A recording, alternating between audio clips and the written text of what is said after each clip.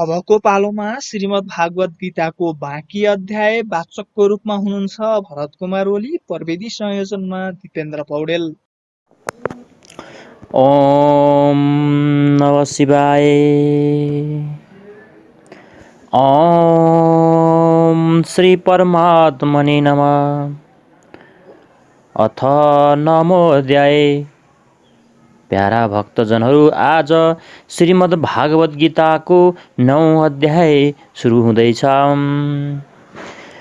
अध्याय 6 सम्म योगेश्वर श्रीकृष्णले योगको क्रमबद्ध विश्लेषण गर्नुभएको थियो, जसको शुद्ध अर्थ थियो यज्ञको प्रक्रिया, यज्ञ त्यस परमा प्रवेश दिलाउने आराधनाको विधि विशेषको चित्रण छ, जसमा चराचर जगत हवन सामग्रीको रूपमा छ र मनको निरोध र निरोध मनको पनि विलय कालमा त्यो अमृत तत्त्व विधि छ। पूर्ति कालमा यज्ञ जसको सृष्टि गर्दछ त्यसको पान गर्ने ज्ञानी हो र त्यो सनातन ब्रह्ममा प्रवेश पाउँदछ। त्यस मिलनको नाम नै योग हो र त्यस यज्ञलाई कार्यरूप दिनु कर्म कहलाउँछ। 7औं अध्यायमा उहाँले बताउनुभयो कि कर्मलाई गर्ने व्याप्त ब्रह्म, सम्पूर्ण कर्म, सम्पूर्ण अध्यात्म, सम्पूर्ण अधिदैव, अधिभूत र अधियज्ञ सहित मलाई जान्दछ। 8औं अध्यायमा उहाँले यही परम गति हो, परम धाम हो भनी बताउनुभयो।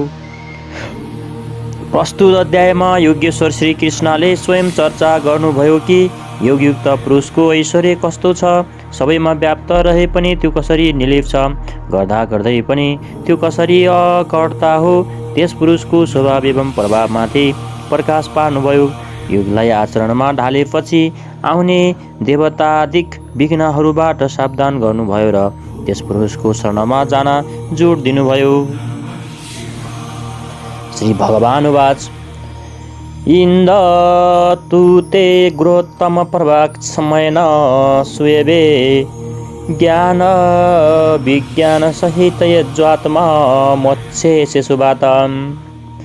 कृष्णले भन्नुभयो, हे अर्जुन, असूया भनेको डाहा ईर्ष्या रहित तिम्रो लागि म यस परम गोपनीय ज्ञानलाई विज्ञान सहित भन्नेछु, अर्थात् प्राप्तिको पश्चात महापुरुषको कार्य प्रणालीसँगै भन्नेछु कि कसरी त्यो महापुरुष सर्वत्र एकसाथ कर्म गर्दछ, कसरी त्यो जागृत प्रदान गर्दछ, रथी बनेर आत्मासित सधैँ कसरी रहन्छ।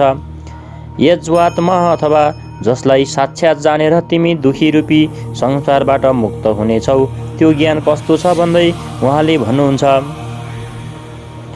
राजविद्या राजगुहा पवित्र वितमुत्तम प्रत्यक्षापहगम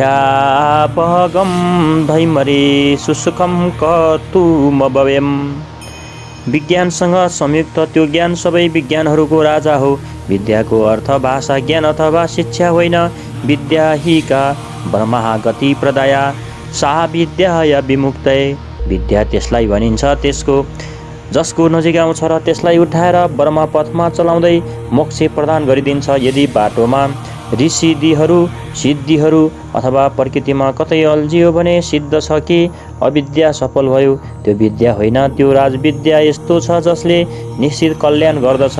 यी सबै गोपनीयहरूका राजा हुन्। अविद्या र विद्याको अवगुणहरूको अनावरण भएपछि यो युक्तता पश्चात नै यससँग मिलन हुन्छ। यो अति पवित्र, उत्तम र प्रत्यक्ष फलवाला हो। यता गर उता ल्याऊ यस्तो प्रत्यक्ष फल हो। यो अन्धविश्वास होइन कि यस जन्ममा साधना गर फल कहिल्यै अर्को जन्ममा मिल्नेछ। यो परम धर्म परमात्मामा संयुक्त छ। विज्ञान सहित यो ज्ञान गर्नमा सजिलो र अविनाशी छ। अध्याय 2 मा योगेश्वर श्रीकृष्णले भन्नुभएको थियो, अर्जुन, यस योगमा बिउको नाश हुँदैन। यसको थोरै साधनाले पनि जन्म मरणको महान भयबाट उद्धार गरिदिन्छ। 6औं अध्यायमा अर्जुनले सोधेका थिए, भगवान, शिथिल प्रयत्न गर्ने साधना नष्ट भ्रष्ट त हुँदैन? श्रीकृष्णले भन्नुभएको थियो, अर्जुन, पहिले निमित्त कर्मलाई सम्झौ। सम्झेपछि अलिकति पनि साधना गर्न लाग्यो भने कुन जन्ममा कुनै जन्ममा पनि कहिल्यै पनि विनाश भइँदैन। बरु थोरै योगाभ्यासले गर्दा प्रत्येक जन्ममा त्यही गर्दछ। अनेक जन्मको परिणाममा त्यही पुगिन्छ जसको नाम परम गति हो अथवा परमात्मा हो। त्यसैलाई योगेश्वर कृष्णले भन्नुभएको छ कि यो साधना गर्नमा निकै सुगम र अविनाशी छ, तर यसको लागि श्रद्धा नितान्त आवश्यक छ। अश्रोददान पुरुषा धर्मास्यासे परन्तप अप्राप्यमान निर्बन्तते मृत्यु संसार वर्तमति। परम तप अर्जुन, यस धर्ममा जसलाई थोरै साधना गरे पनि त्यसको विनाश हुँदैन।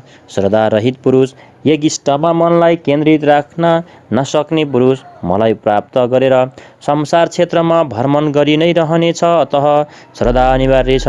के तपाईँ संसारबाट पार हुनुहुन्छ? यसमा भन्नुभयो, मया ततमिद सर्व जगदव्यक्तमूर्तिमा मत्स्थानि सर्वभूतानि न चाह देशवस्थित। मेरो अव्यक्त स्वरूपबाट यो सबै संसार व्याप्त छ, अर्थात् म जुन स्वरूपमा स्थिर छु त्यो सर्वत्र व्याप्त छ। सबै प्राणीहरूले ममा नै स्थान पाएका छन्, तर म उनीहरूमा स्थिर छैन, किनभने म अव्यक्त स्वरूपमा स्थित छु। महापुरुष जुन अव्यक्त स्वरूपमा स्थित हुन्छन् त्यहीँबाट शरीर छोडेर त्यसै अव्यक्त स्तरबाट कुरा गर्नुहुन्छ। त्यसै क्रममा अगाडि बढ्नुहुन्छ कि न च मत्स्थानि भूतानि पश्ये मे योगेश्वर न मया ततमित सर्व जगदव्यमूर्तिना मत्स्थानि सर्वभूतानि न च त्यसवस्थित। न च मत्स्थानि भूतानि पश्ये मे योगेश्वरं भूत भिन्न च भूतस्थो ममात्मा भूत भावना। वस्तुत सबै भूत पनि ममा स्थित छैनन्, किनकि उनीहरू मरण धर्म हुन्, प्रकृतिका आश्रित हुन्। तर मेरो योग मायाको ऐश्वर्यलाई हेर कि जीवधारीहरूलाई उत्पन्न र पोषण गर्ने मेरो आत्मा भूतहरूमा स्थित छैन। म आत्मा स्वरूप हुँ, त्यसैले म ती भूतहरूमा स्थित छैन। यो नै योगको प्रभाव हो। यसलाई स्पष्ट पार्न योगेश्वर श्री कृष्ण दृष्टान्त दिनुहुन्छ। यथाकाश स्थितो नित्यवायु सर्वत्र महान तथा सर्वाणि भूतानि मत्स्थानि यत्युपधार्य। जस्तै आकाशबाट उत्पन्न हुने महान वायु आकाशमा सधैँ स्थित हुन्छ, तर त्यसलाई मलिन गर्न पाउँदैन। ठिक त्यसै सम्पूर्ण भूत ममा स्थित छ।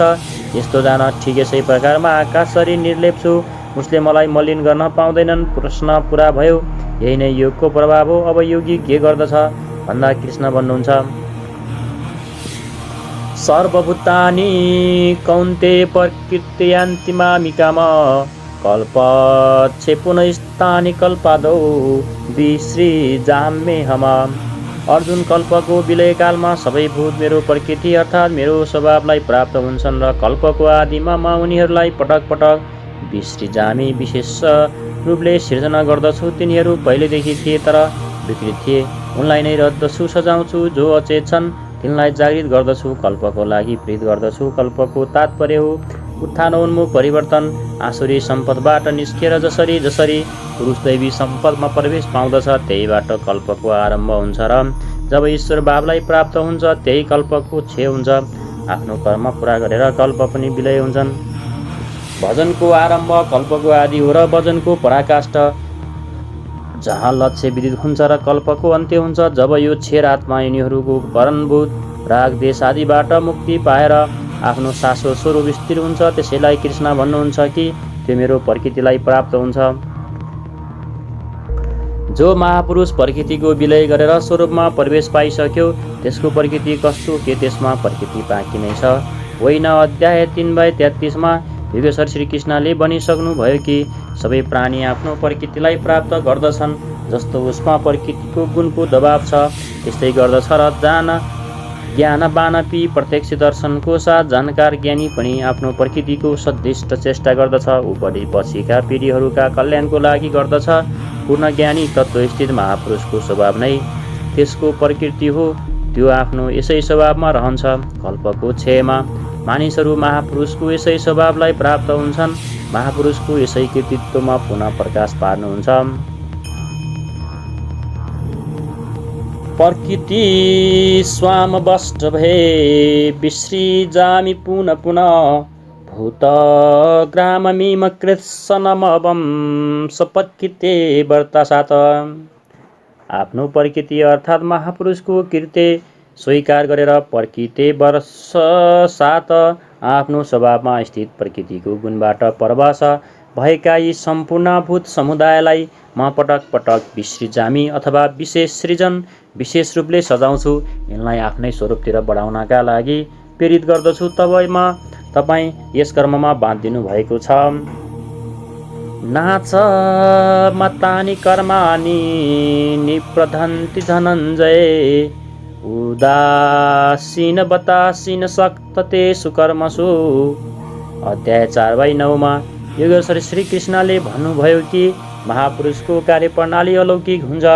अध्याय 9/4 भने म अव्यक्त रूपमा गर्दछु, त्यहाँ पनि त्यही भन्नुहुन्छ। धनञ्जय, जुन कर्ममा म अदृश्य रूपले गर्दछु त्यसमा मेरो आसक्ति छैन। उदास स्थितिमा रहनेमा परमात्मा स्वरूपलाई ती कर्मले बाँध्न सक्दैनन्, किनकि कर्मको परिणाममा जुन लक्ष्य पाइन्छ त्यसमा म स्थित छु। त्यसैले यिनलाई म गर्व गर्नमा म विवश छैन।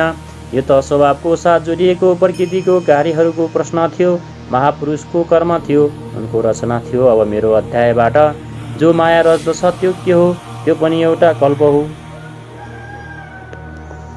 मया देक्षेन प्रकृति सुयेते सचराचरम् हेतु दानेन कौन्ते जगति परिवर्तते। अर्जुन, मेरो अध्यक्षतामा अर्थात् मेरो उपस्थितिमा सर्वत्र व्याप्त मेरो अध्यायबाट मेरो माया त्रिगुणमयी प्रकृति, अष्टाधार मूल प्रकृति र चेतन यी मेरा माया हुन्। यिनी चराचर सही संसारलाई रच्दछ। यी मायाले जो शुद्ध कल्प हो र यसै कारणले यो संसार आगमनको चक्रमा घुमिरहेको छ। प्रकृतिको यो क्षुद्र कल्प जसमा कालको परिवर्तन छ, मेरो अध्यासबाट प्रकृतिले नै गर्छ र म गर्दिनँ। तर 7औं श्लोकको कल्प आराधनाको सञ्चार एवं पूर्ति पर्यन्त मार्गदर्शन गर्ने कल्प महापुरुषले स्वयं गर्दछन्। एक स्थानमा उहाँ स्वयं कर्ता हुन्, जहाँ उहाँले विशेष रूपले सृजन गर्दछन्। यहाँ कर्ता र कर्ता प्रकृति हो, जो मात्र मेरो अभ्यासबाट यो क्षणिक परिवर्तन गर्दछ, जसमा शरीरको परिवर्तन, काल परिवर्तन, युग परिवर्तन इत्यादि आउँछन्। यस्तो व्याप्त प्रभाव भए पनि मूढ मानिसलाई मलाई जान्दैनन्। आओ जानन्ति मा मूढ मानुषी तनुमाश्रितम् परम भावमज्जान तत्त्व मम भूत महेश्वरम। सम्पूर्ण भूतहरूको महान ईश्वर रूपी मेरो परम भावलाई नजानेर मूढ मान्छेहरू मलाई मानव शरीरको आधार भएको तुच्छ सम्झिन्छन्। सम्पूर्ण प्राणीहरूको ईश्वरको पनि जो महान ईश्वर हो त्यस परम भावमा म स्थित छु। तर छु महान र मानव शरीरधारी मूढ मान्छेलाई यसलाई जान्दैनन्। तिनीहरू मानिस भनेर सम्बोधन गर्दछन्। तिनीहरूको दोष पनि के नै छ र? जब उनी दृष्टपात गर्दछन् तब महापुरुषको शरीर नै देखिन्छ। कसरी तिनीहरू बुझुन् कि तपाईँ महान ईश्वर भावमा स्थित हुनुहुन्छ? तिनीहरू किन देख्न पाउँदैनन्? यसमा उहाँ भन्नुहुन्छ, मोगासा मोग कर्मानो मोग ज्ञान विचेतस राक्षसी मासुरी चैप प्रकृति मोहिनी श्रीता। त्यो वृथा आशा जो कहिल्यै पूर्ण हुँदैन। यस्तो आशा वृथा कर्म, बन्धनकारी कर्म, वृथा ज्ञान जो वस्तुत अज्ञान हो, विचेतस जो विशेष रूपले अचेत भएका राक्षसहरू र असुरहरू जस्तो मोहित स्वभाव धारण गरेका हुन्छन्, अर्थात् आसुरी स्वभावका हुन्छन्। यसैले मानिस सम्झिन्छन् असुर र राक्षस मनको एउटा स्वभाव हो। यो कुनै जाति वा योनि होइन। आसुरी स्वभाव भएकाले मलाई जान्न सक्दैनन्, तर महात्माहरू मलाई जान्दछन् र भन्दछन्। महात्मा मानस्तुमा पार्थ दैवी प्रकृतिमाश्रित भजन्तनये मनसो ज्ञात्वा भूतादिमम्बेवम्। परन्तु हे पार्थ, तर दैवी प्रकृति अर्थात् दैवी सम्पादमा आश्रित भएका महात्माजन मलाई सबै भूतहरूको आदिकरण अव्यक्त र अक्षर जानेर अनन्य मनले अर्थात् मनको अन्तरालमा अरूलाई स्थान नदिएर ममा श्रद्धा राखेर निरन्तर मलाई भज्दछन्। कुन प्रकारले भज्दछन् यसमा कृष्ण भन्नुहुन्छ। सतत कीर्त्यन्तो मायतन्त्रस्र दृढव्रता नमस्ये नत्र श्रमा भक्त्या नित्ययुक्ता उपासते। उनीहरू निरन्तर चिन्तनको व्रतमा अचेल रहँदै मेरो गुणहरूको चिन्तन गर्दछन्, प्राप्तिको यत्न गर्दछन् र मलाई बारम्बार नमस्कार गर्दै सधैँ मसँग मिलेर अनन्य भक्तिले मेरो उपासना गर्दछन्। अविरल लागि नै रहन्छ। कुन उपासना गर्दछ, कस्तो छ यो कीर्तिमान? कुनै अर्को उपासना होइन, बरु त्यही यज्ञ जसलाई विस्तारपूर्वक बताइसक्नु भएको छ त्यसै आराधनालाई यहाँ संक्षेपमा योगेश्वर श्रीकृष्णले दोहोऱ्याउनुहुन्छ। ज्ञान यज्ञेन चापयन्ते जन्तु मामुपासते एकत्वेन पृथक्त्वेन वदा विश्रुतमुखम्। तीमध्ये कोही त म जस्तो सर्वव्यापी विराट परमात्मालाई ज्ञान यज्ञद्वारा भजन गर्दछन्, अर्थात् आफ्नो लाभ हानि र शक्तिलाई सम्झेर त्यही नित्य कर्म गर्दछन्।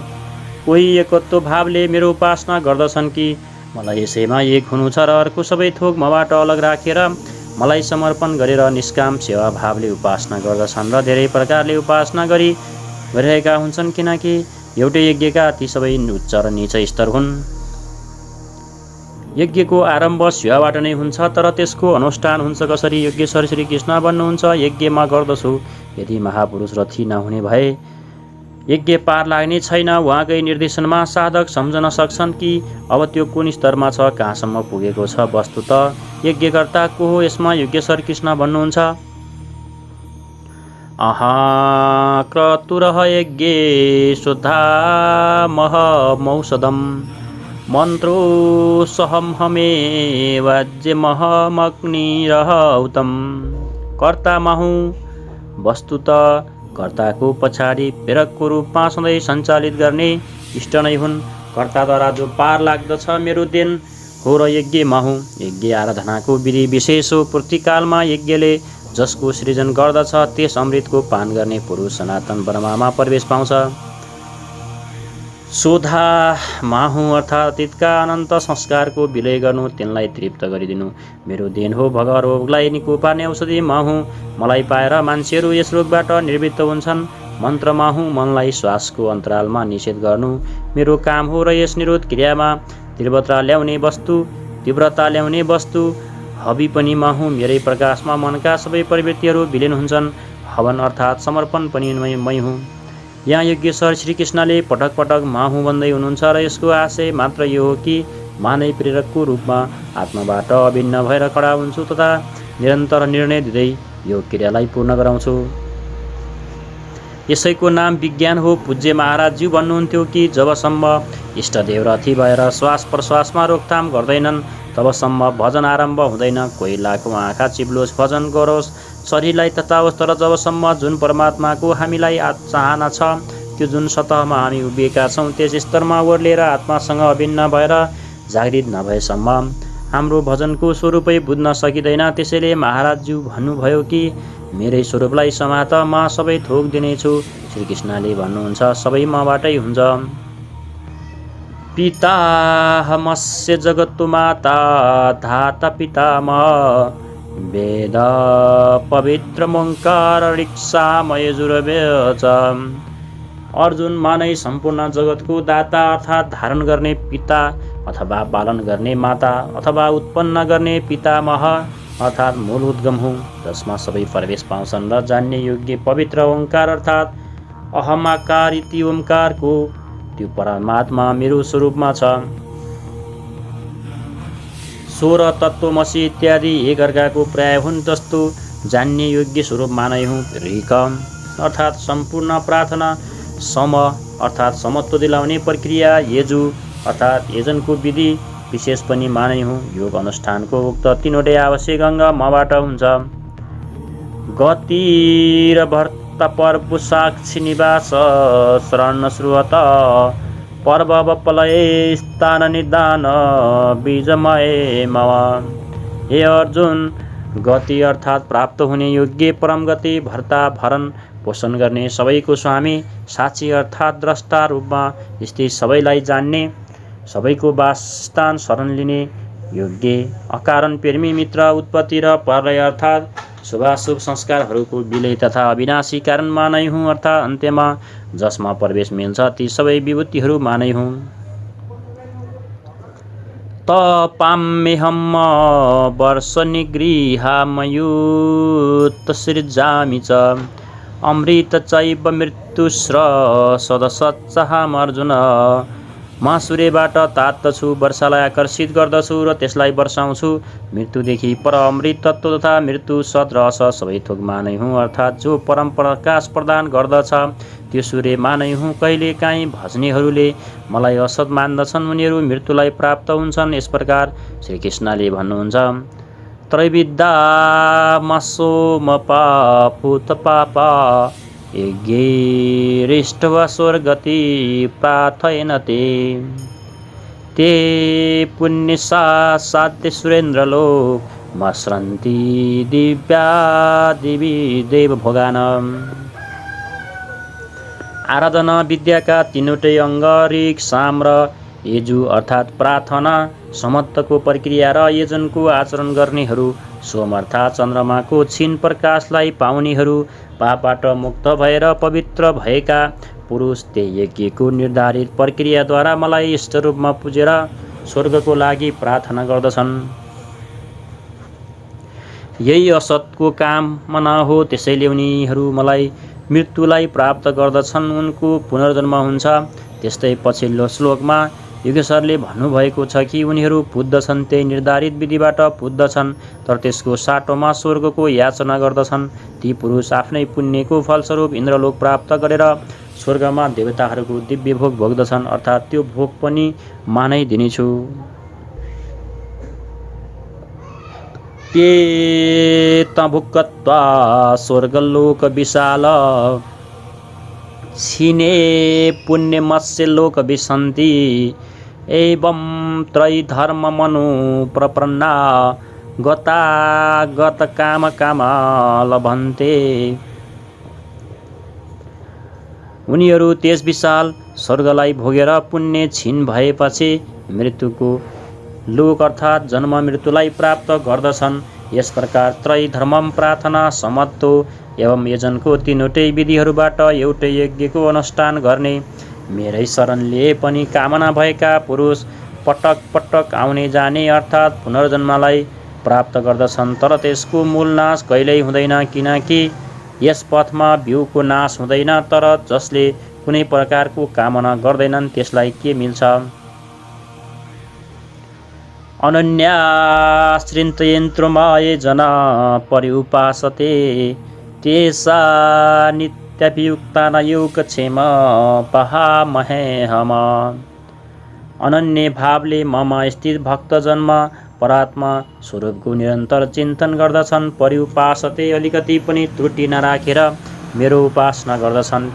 ती नित्य एकी भावले संयुक्त भएको पुरुषहरूको योगक्षेम म स्वयं वहन गर्दछु। उनको योगको सुरक्षाको सबै जिम्मेवारी म आफ्नो हातमा लिन्छु। यति भए पनि मान्छेहरू अरू देवताहरूलाई भज्दछन्। ये सबै ने देवता भक्ता जन्ते शरतयान्त्योत तेस्पि मामेव कौन्ते जन्ते विधिपूर्वकम। कौन्ते श्रद्धाले युक्त भएर जो भक्त अरू देवताहरूलाई पुज्दछन् उनीहरूले मलाई नै पुज्दछन्, किनकि त्यहाँ देवता नामको कुनै वस्तु नै हुँदैन। तर उनको त्यो पूजन अविधिपूर्वक हो, मेरो प्राप्तिको विधिबाट रहेछ।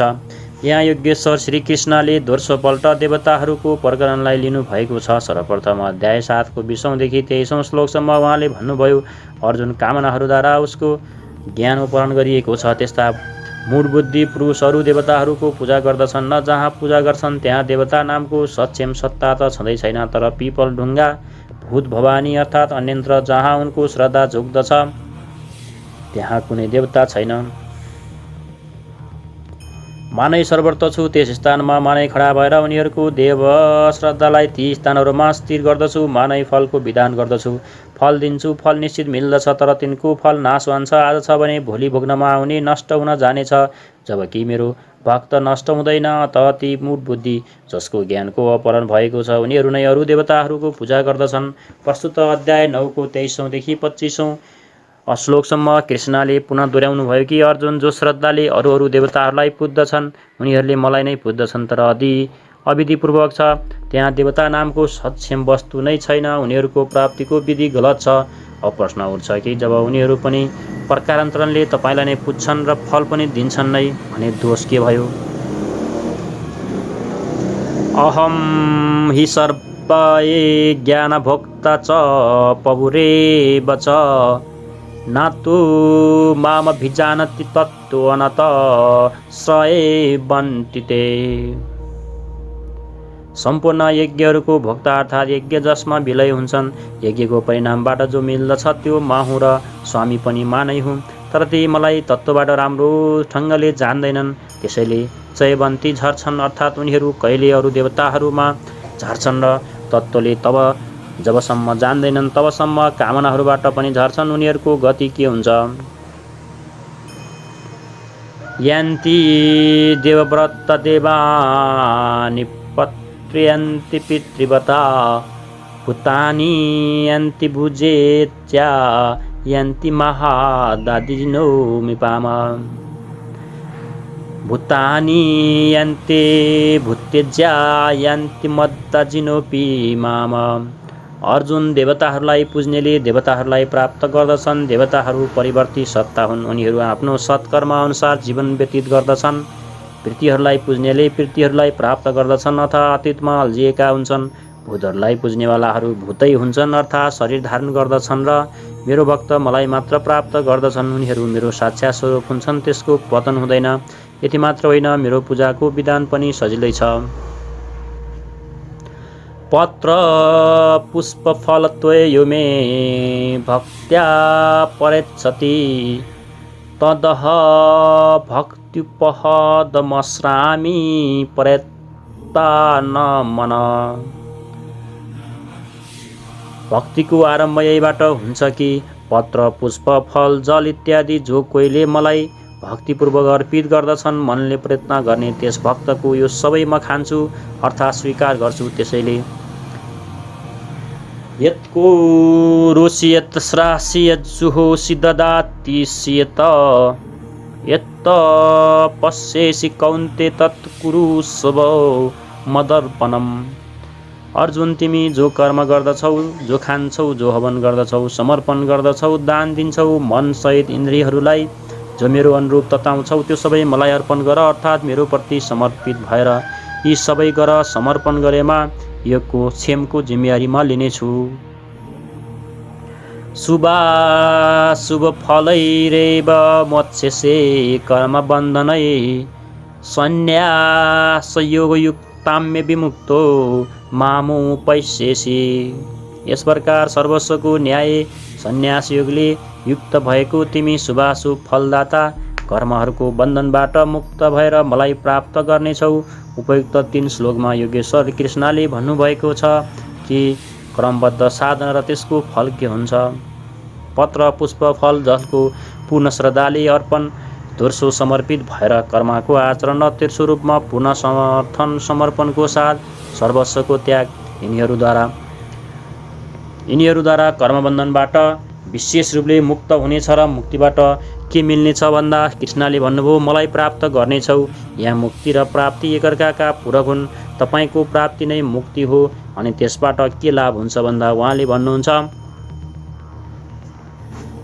समस्स सर्वभूतेषु न मे देशोऽस्ति न प्रिये ये भजन्ति तु मा भक्त्या मयि तेषु चाप्येऽहम्।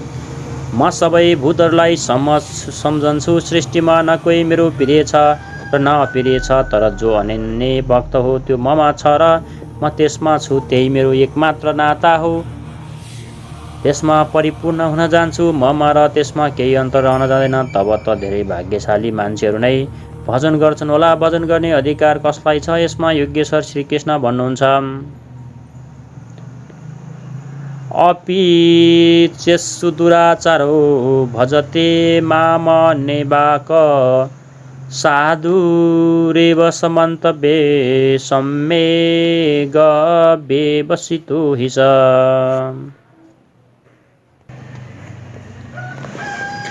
यदि अत्यन्त दुराचारी पनि अनन्य भावले अर्थात् मेरो बाहेक कुनै अरू वस्तु वा देवतालाई नभजेर मात्र मलाई नै निरन्तर भज्दछ, त्यो नै साधु नै मानिने योग्य छ। अहिले त्यो साधु भएको छैन, तर उनीमा सन्देह पनि छैन, किनकि त्यो यथार्थ निश्चयले लागिसकेको छ। त भजन तपाईँ पनि गर्न सक्नुहुन्छ। शर्त छ कि तपाईँ मानिस हुनुपर्छ, किनकि मानिस नै यथार्थ निश्चयवाला हुन्छ र गीताले पापीहरूको उद्धार गर्दछ र त्यो पथिक क्षिप्र भवति धर्मात्मा शश्वत शान्तिनि गजयति कौन्ते प्रतिजानिनि न मे भक्त पर्णशयति।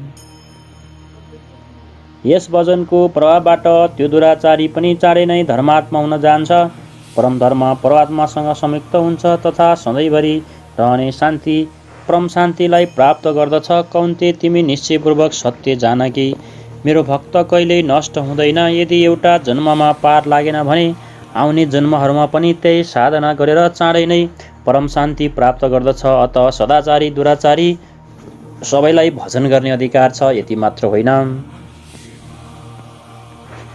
माहि पार्थव्यपाश्रित यस्पिस्यु पापयनये स्त्रियो वैश्यस्तथा शूद्रास्थेपि यान्ति परागतिमा। प्राथ स्त्री वैश्य शूद्र तथा कोही पनि पाप योनिवाला किन नहोस्, यी सबै मेरा आश्रित भएर परम गतिलाई प्राप्त गर्दछन्। अत यो गीता मानिस मात्रको लागि हो, चाहे त्यो जेसुकै गरोस्, कुनै पनि ठाउँमा जन्मेको हो, सबैका लागि यसले एक समान कल्याणको उपदेश गर्दछ। गीता सार्वभौम छ। पाप योनि भनेको आसुरी वृत्तको लक्षणहरूको अन्तर्गत भगवानले भन्नुभयो कि जो शास्त्र विधिलाई त्यागेर नाम मात्रको यज्ञहरूको दम्बले योजन गर्दछन् ती नरमहरूमा अदम हुन्। यज्ञ छँदै छैन, तर नाम दिएको छ र दम्बले योजन गर्दछ भने त्यो क्रूर कर्मी र पापाचारी हो। जो म परमात्मासित द्वेष गर्ने हुन् यिनीहरू पापी हुन्। वैश्य शूद्र भगवत्पदको खुड्किलाहरू हुन्। समाजमा स्त्रीहरूप्रति कुनै बेला सम्मान कुनै बेला हीनताको भावना सधैँ रहेको छ। यसै कारण श्रीकृष्णले यसको नाउँ लिनुभयो। तर योग प्रक्रियामा स्त्री र पुरुष दुवैको सम्मान प्रवेश छ। कि पुनर्वारण पुण्यभक्तराजर्षयस्तथा अनित्यम सुखलोकमिम प्राप्य भजसो माम। अनि त फेरि ब्राह्मण तथा राजर्षि क्षेत्रीय श्रेणीहरूको भक्तहरूका लागि भन्नु नै के छ। ब्राह्मण एउटा अवस्था विशेष हो जसमा ब्रह्मामा प्रवेश दिलाउने सबै योग्यताहरू विद्यमान छन्। शान्ति, यार्जव, अनुभव, उपलब्धि, ध्यान र इष्टको निर्देशनमा जसमा हिँड्ने क्षमता छ त्यही ब्राह्मणको अवस्था हो। र राजर्षि क्षेत्रीहरूमा रिद्धि सिद्धिहरूको सञ्चार, शौर्य, स्वामी भाव, पछि नहट्ने स्वभाव रहन्छ र योगको यस स्तरमा पुगेको योगी त पार हुन्छ नै। उनीहरूको लागि भन्नु के छ। त अर्जुन, तिमी सुख रहित क्षण भङ्गुर यस मानव शरीरलाई प्राप्त गरेर मेरा भजन गर। यस नश्वर शरीरको ममत्व पोषणमा समय नष्ट नगर। योगेश्वर कृष्णले चौथो पटक ब्राह्मण, क्षेत्री, वैश्य र शूद्रको चर्चा गर्नुभएको छ। अध्याय 2 मा उहाँले भन्नुभयो कि क्षेत्रीको लागि युद्धभन्दा ठुलो कल्याणको कुनै बाटो छैन। अध्याय 3 मा उहाँले के भन्नुभएको छ भने स्वधर्ममा निधन पनि श्रेयस्कर हुनेछ। र 4 मा उहाँले 4 वर्णहरूको रचना मैले गरेको हुँ भन्नुभएको छ भने तब के मान्छेहरूमा 4 जातिमा बाँड्नुभयो भन्दा होइन, गुण कर्म विभाग छ। गुणको आधारमा कर्मलाई 4 श्रेणीमा राखे। श्रीकृष्णको अनुसार कर्म एकमात्र यज्ञको प्रक्रिया हो। त यस यज्ञलाई गर्ने 4 प्रकारका छन्। प्रवेशकालमा त्यो यज्ञकर्ता शुद्ध थियो, अल्पज्ञ हो, केही गर्ने क्षमता आएर आत्मिक सम्पत्तिको संग्रह भएमा त्यही यज्ञकर्ता वैश्य बन्न गयो। त्यसबाट उन्नत भएपछि प्रकृतिको 3वटै गुणहरूलाई काट्ने क्षमता आएमा त्यही साधक क्षेत्रीय श्रेणीको र तब यसै साधकको स्वभावमा ब्रह्ममा प्रवेश दिलाउने योग्यता हुन्छ भने त्यही ब्राह्मण हो। वैश्य र शूद्रभन्दा क्षेत्री र ब्राह्मण श्रेणीका साधक प्राप्तिको नजिक छन्। शूद्र र वैश्य पनि त्यही ब्रह्ममा प्रवेश पाएर शान्त हुनेछन्। फेरि यसको अगाडि अवस्थाको लागि भन्नु के छ, उनको लागि त निश्चय नै छ। गीता जसको विस्तार वेद र अन्य उपनिषद जुनमा ब्रह्मा विदुषी महिलाहरूका आख्यान भरिएका छन्, तथाकथित धर्मविरु रूढिवादी वेद अध्ययनको अधिकार अनाधिकारको व्यवस्था दिनुमा सोच विचार गरिरह्यो। तर योगेश्वर श्रीकृष्णको स्पष्ट यो उद्घोष छ कि यथार्थ कर्मको निर्धारित क्रियामा स्त्री पुरुष सबै प्रवेश लिन सक्छन्। अथ भजनको धारणामा श्रीकृष्णले भन्नुभएको छ, मनमा भव मदत्वमदातिमा नमस्कुरु मामे वैशेषियुक्तो मामात्मन मत्तपरायण। अर्जुन, ममा नै मन भएको हौ र मेरो अतिरिक्त अर्को भाव मनमा आउन नदेऊ। मेरो अन्य भक्त हौ। अनवरत चिन्तनमा लाग, श्रद्धा सहित मेरो निरन्तर पूजा गर र मलाई नै नमस्कार गर। यस प्रकार मेरो शरणमा आत्मालाई ममा सो एकी भावले स्थिर गर। तिमीले मलाई नै प्राप्त गर्नेछौ, अर्थात् मसित एकता प्राप्त हुनेछ। यो अध्यायको निष्कर्ष के हो भने, बन्धन संसारको बन्धनबाट जानेर मुक्त तिमी जब हुन सक्छौ, तब सम्पूर्ण विद्याहरूको राजा विद्या नै हो। जसले परब्रह्ममा प्रवेश दिलाउँछ त्यो ज्ञान पनि राजा हो, अर्थात् स्थिर कल्याण गर्ने यही हो। गोपनीय वस्तुहरूलाई पनि जसले प्रत्यक्ष गर्नेछ, राजाहरूले त्यो प्रत्यक्ष फल दिने साधना गर्नमा सुगम र अविनाशी छ। थोरै पनि साधना तिमीबाट पार लाग्यो भने यसको कहिल्यै नाश हुने छैन। यसको प्रभावबाट तिमी परमश्रेयसम्म पुग्न सक्छौ। तर यसमा एउटा शर्त छ, श्रद्धाविहीन पुरुष परम गतिलाई प्राप्त नगरेर संसार चक्रमा भौतारिरहनु पर्छ। त्यस कारणले श्रद्धा हुनु आवश्यक छ। कृष्णले प्रकाश पार्नु भएको छ कि दुःखको संयोगको वियोग नै योग हो, अर्थात् जो संसारको संयोग वियोगबाट सर्वथा रहित छ र जसको नाम योग हो। परम तत्त्व परमात्माको मिलनको नाम योग हो। परमात्माको प्राप्ति नै योगको पराकाष्ठा हो। जसले यसमा प्रवेश पाइसक्यो त्यस योगीको प्रभावलाई हेर कि सम्पूर्ण भूतहरूको स्वामी र जीवधारीहरूको पोषण गर्ने भएर पनि मेरो आत्मा ती भूतहरूमा स्थित छैन। म आत्मा स्वरूपमा स्थित छु, त्यही छु। जस्तै आकाशमा उत्पन्न सर्वत्र विचरण गर्ने हावा आकाशमा स्थित छ, तर त्यसलाई मलिन गर्न पाउँदैन। यसै प्रकार सम्पूर्ण भूत मेरोमा स्थित छन् र म तिनीहरूलाई लिप्त छैन। अर्जुन, कल्पको आदिमा म भूतहरूलाई विशेष प्रकारको रचना गर्दछु, सजाउँछु र कल्पको पूर्तिकालमा सम्पूर्ण भूत मेरो प्रकृतिलाई अर्थात् योगारूढ महापुरुषको स्वभावलाई, त्यसको व्यक्त भावलाई प्राप्त गर्दछ। यद्यपि महापुरुष प्रकृतिभन्दा पर छ, तर प्राप्ति पश्चात स्वभावमा अर्थात् स्वयंमा स्थित रहँदै लोक सङ्ग्रहको लागि जुन कार्य गर्दछ त्यो उहाँको एउटा कहनी हो र यसै कहनीको कार्यकलापलाई त्यस महापुरुषको प्रकृति भनेर सम्बोधन गरिएको छ। एक रचयिता त म हुँ जो भूतहरूलाई कल्पको लागि प्रेरित गर्दछु, र दोस्रो रचयिता त्रिगुणमयी प्रकृति हो जो मेरो अध्यासले चराचर सहित भूतहरूलाई रचना गर्दछ। त्यो पनि एउटा कल्प हो, जसमा शरीर परिवर्तन, स्वभाव परिवर्तन, काल परिवर्तन आदि प्रकृतिमै निहित रहेको छ। गोस्वामी तुलसीदासजीले यही भन्नुभएको छ। एक दुष्ट अतिशय दुःख रूपा, जब बस जीव परा भव कुपा। प्रकृतिका दुई भेद विद्या र अविद्या हुन्। त्यसमा अविद्या दुष्ट हो र दुःखको रूप हो, जसबाट विवश जीव र भवकूपमा परेका छन्, जसबाट प्रेरित भएर जीवकाल कर्म स्वभाव उनको घेरामा आउँछ। र दोस्रो छ विद्या माया, जसलाई श्रीकृष्ण भन्नुहुन्छ कि म नै रचना गर्दछु। गोस्वामीजीको अनुसार प्रभु रच्नुहुन्छ। एक रचै जग गुण बस जाके, प्रभु प्रेरित नहीं निज बल ताके। जसले जगतको रचना गर्दछ, जसको आश्रित गुणहरू छन्, कल्याणकारी गुण एक मात्र ईश्वरमा छ, प्रकृतिमा गुण छँदै छैन। त्यो त न ईश्वर हो न विद्यामा प्रभु नै प्रेरक भनेर गर्नुहुन्छ। यस प्रकार कल्प दुई प्रकारका छन्। एउटा त वस्तुको शरीर र कालको परिवर्तन कल्प हो। यो परिवर्तन प्रकृतिले मेरो आवासद्वारा गरिदिन्छन्। र त्यसभन्दा महान कल्प जो आत्मालाई निर्मल स्वरूप प्रदान गर्दछ, त्यसको सिँगार महापुरुषले मात्रै गर्दछन्। उहाँले अचेत भूतहरूलाई सचेत गर्नुहुन्छ र भजनको आदि नै कल्पको प्रारम्भ हुनेछ र भजनको पराकाष्ठा कल्पको अन्त्य हो। जब योग अल्प रोगबाट पुनः निरोग बनाएर शाश्वत ब्रह्ममा प्रवेश दिलाउँछ। यस प्रवेश कालमा योगी मेरो रहने स्थिति र मेरो स्वरूपलाई प्राप्त गर्दछ। प्राप्ति पश्चात महापुरुषको आचरण नै त्यसको प्रकृति हो। धर्मग्रन्थहरूमा कथानक पाइन्छन् कि चारवटै युग बितेपछि कल्प पूर्ण हुन्छ, महाप्रलय हुन्छ। प्राय मान्छेहरू यसलाई यथार्थ बुझ्दैनन्। युगको अर्थ हो 2। तपाईँ अलग हुनुहुन्छ, आराध्य अलग हुन्छ, तबसम्म युग धर्म रहनेछन्। गोस्वामीज्यूले रामचरितमानसको उत्तराकाण्डमा यसको चर्चा गर्नुभएको छ। जब तामसिक गुणहरू कार्य गर्दछन्, रजोगुण अल्पमात्रामा छ, सबैतिर वैर विरोध छन्। यस्ता व्यक्ति कलियुगीन हुन् जसले भजन गर्न सक्दैनन्। तर साधन प्राप्त भएपछि युग परिवर्तन हुन्छ, रजोगुण बढ्न लाग्छ, तमोगुण क्षीण हुन्छ, केही सत्वगुण पनि स्वभावमा आउँछ, हर्ष र भयको दुविधा लागिरहन्छ। तब त्यही साधक द्वापरको अवस्थामा आइपुग्छ। कर्मश सत्वगुणको बाहुल्य भएमा रजोगुण स्वल्प रहन्छ, आराधना कर्ममा रति हुन्छ। त्यस्तो त्रेतायुगमा त्यागको स्थिति भएको साधकले अनेकौं यज्ञ गर्दछन्। यज्ञाना जपज्ञायो सीम, यज्ञ शेर्नीवाला जप जसको घरबाट श्वास प्रश्वास माथि छ त्यसमालाई गर्ने क्षमता रहन्छ। जब मात्र सत्वगुण बाँकी रह्यो, विषमता हरायो या समता आयो, यो कृतयुग अर्थात् कृतज्ञ युग अथवा सदयुगको प्रभाव हो। त्यस समय सबै योगी विज्ञानी हुन्छन् र ईश्वरसँग मिल्ने हुन्छन्।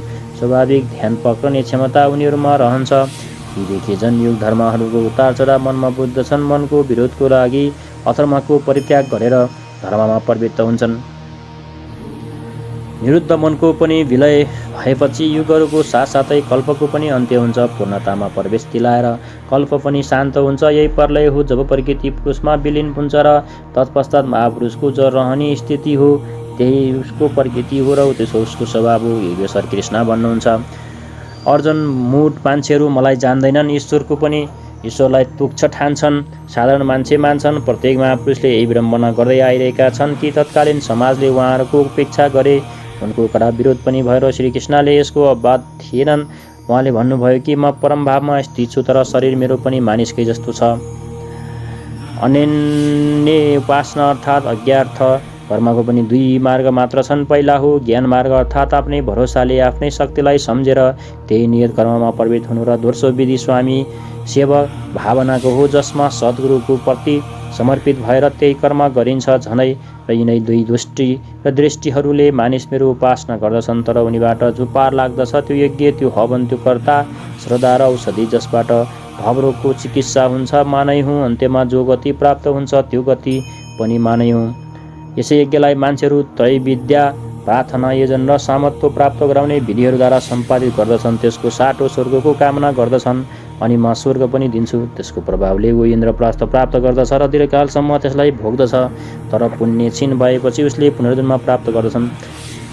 उनीहरूको क्रिया सही थियो तर भोगहरूको कामना रहेकाले पुनर्जन्म हुन्छ अथवा भोगहरूको कामना गर्नु हुँदैन। जो अन्य भावले अर्थात् म बाहेक दोस्रो सधैँ छैन यस्तो भावबाट जो निरन्तर मेरो चिन्तन गर्दछन्, अलिकति पनि त्रुटि नहोस् कि जसरी जो भक्त छ त्यसको योगको सुरक्षाको भार म आफ्नै हातमा लिन्छु। योगेश्वर कृष्णले यज्ञार्थ कर्मलाई अत्यन्त सुगम बताउनु भयो कि कुन फलफुल वा जे पनि श्रद्धाले दिन्छ त्यसलाई म स्वीकार गर्दछु। अत अर्जुन, तिमी जे जति आराधना गर्छौ मलाई समर्पित गर। जब सर्वस्वको न्याय हुनेछ तब योगले युक्त भएको तिमी कर्मको बन्धनबाट मुक्त हुनेछौ र यो मुक्ति मेरै स्वरूपको हुनेछ। संसारमा सबै प्राणी मेरा हुन्। कुनै पनि प्राणीसँग न मलाई प्रेम छ न देश, म तटस्थ छु। तर जो मेरो अनन्त भक्त छ म त्यसमै छु र त्यो ममा छ। अत्यन्त दुराचारी जगनजन्य पापी नै कोही किन नहोस् तैपनि अनन्त श्रद्धा भक्तिसहित मलाई भद्दछ भने त्यो साधु मान्न योग्य हुनेछ। यसको निश्चय स्थिर छ भने शीघ्र नै परमसँग संयुक्त हुन्छ र सदा स्थिर रहने परम शान्ति प्राप्त गर्दछ। त्यहाँ कृष्णले स्पष्ट पार्नु भएको छ कि धार्मिक हो। सृष्टिमा जन्म लिने कोही पनि प्राणी यदि अन्य भावले एउटै परमात्मालाई भद्दछ, उनकै चिन्तन गर्दछ भने शीघ्र नै धार्मिक हुन्छ। अथवा धार्मिक त्यो हो जो एक परमात्माको स्मरण गर्दछ। अन्य अन्त्यमा आश्वासन दिनुहुन्छ कि अर्जुन, मेरो भक्ति कहिल्यै पनि नष्ट हुँदैन। कोही शुद्ध होस्, नीच होस्, आदिवासी होस् या अनादिवासी होस्, कुनै पनि नामधारी किन नहोस्, पुरुष या स्त्री अथवा पाप योनि तिर्यक योनि भएका जो पनि होस् कि मेरो शरण भएर परम श्रेयलाई प्राप्त गर्दछन्। त्यसैले अर्जुन, सुख रहित क्षणभङ्गुर र दुर्लभ मानिने शरीरलाई पाएर मेरो भजन गर। फेरि जो ब्रह्ममा प्रवेश दिलाउने अर्हताहरूसँग युक्त छ त्यस ब्राह्मण वा राजर्षिको स्तरबाट भज्नेछ। यस्ता योगीको लागि भन्नु नै के छ र, यो त पार नै हो। अत अर्जुन निरन्तर ममा मन लगाउने वर, मलाई निरन्तर नमस्कार गर भन्दै प्रस्तुत अध्यायमा यस विद्यामाथि प्रकाश पार्नुभयो र जसलाई कृष्णले स्वयंले जागृत गर्नुहुन्छ। यो राजविद्या हो जो एकपटक जागृत भएमा निश्चय नै कल्याण गर्दछ। अतः ओम तत्सदिति श्रीमद्भगवद्गीतासूपनिषत्सु ब्रह्मविद्यायां योगशास्त्रे श्रीकृष्णार्जुन संवादे राजविद्या जागृति नाम नमोऽध्याय। इस प्रकार श्रीमद् भगवद गीता रूपी उपनिषद एवं ब्रह्मा विद्या तथा योगशास्त्र विषय श्री कृष्ण र अर्जुनको संवादमा राजविद्या जागृति नामको 9औं अध्याय पूर्ण हुन्छ। इति श्रीमत्तमा परमहंस परमानन्दस्य शिष्ये स्वामी अडकाडानन्द कृते श्रीमद्भागवताये यथार्थ गीता भाष्ये राजविद्या जागृत नाम नमोऽध्याय। इस प्रकार श्रीमद् परमहंसम परमात्मा जी को शिष्य स्वामी अडगडानन्द कृत श्रीमद् भागवत गीता को भाष्य यथार्थ गीतामा राजविद्या जागृति नामको 9औं अध्याय पूरा भएको छ। हरि ओम तत्सत। तपाईले श्रवण गर्नुभयो श्रीमद् भागवत गीताको बाँकी अध्याय र यस्तै धार्मिक भिडियो हेर्नका लागि सयपत्री अनलाइन टिभी युट्युबमा सब्स्क्राइब गर्न नबिर्सनुहोला। सब्स्क्राइबको लागि नजिकै रहेको सब्स्क्राइबको रातो बटनमा क्लिक गरी सँगै आउने बेल आइकनमा प्रेस गरेर हामीले अपलोड गर्ने भिडियोको नोटिफिकेसन सबैभन्दा छिटो प्राप्त गर्न सक्नुहुनेछ। सत्य तथ्य ताजा निष्पक्ष समाचार सबैभन्दा छिटो प्राप्त गर्ने तपाईको अधिकारमा हामीले गर्ने छैनौं कुनै विलम्ब। हामी आएका छौं थप परिमार्जित र परिष्कृत रूपमा वेबसाइटमा www.saypatrionlinetv.com, फेसबुकमा www.facebook.com/saypatrionlinetv, त्यसैगरी युट्युबमा सयपत्री अनलाइन टिभी। आजै लगइन गर्नुहोस्।